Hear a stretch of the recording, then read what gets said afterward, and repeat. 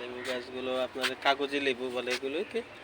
আপনারা যদি এই যে কলব দেওয়া, কলবের একটা সুবিধা হচ্ছে কলব গাছে তাড়াতাড়ি ফলন ধরে, ফুল ধরে। আপনারা চাইলে কাগজি লেবুর চারাগুলো সংগ্রহ করতে পারেন কামাল ভাইয়ের সাথে যোগাযোগ করে।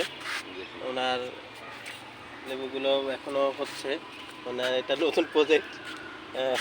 মানে মাটি সুন্দর করে জিও ব্যাগে লাগানো। আপনারা যদি জিও ব্যাগ সহ চান সেটাও দিয়ে দেওয়া যাবে। আর আশা করি খুব ভালো হবে, কারণ এই কাগজি লেবুগুলো খেতেও যেমন সুস্বাদু, রসালো, এবার দেশি একবার দেশি, একবার দেশি স্বাদ পাবেন। হ্যাঁ, আশা করি আপনারা উপকৃত হবেন। আমরা এখন দাঁড়িয়ে আছি চারজন গাছের সাথে পরিচয় করে দিই আপনাদের।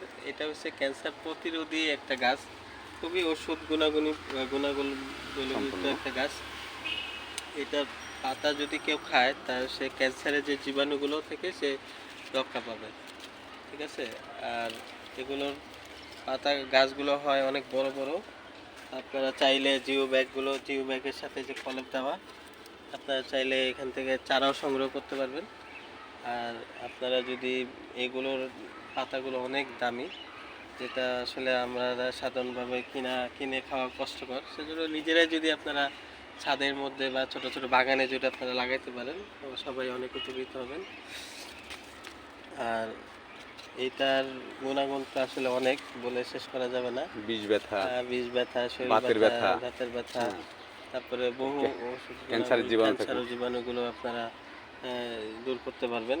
যেহেতু এখন আমাদের ক্যান্সারের মহামারী চলতেছে, হ্যাঁ, এটা আসলে অনেক উপকার করবে আপনাদের আর কি। ধন্যবাদ স্যার। ধন্যবাদ।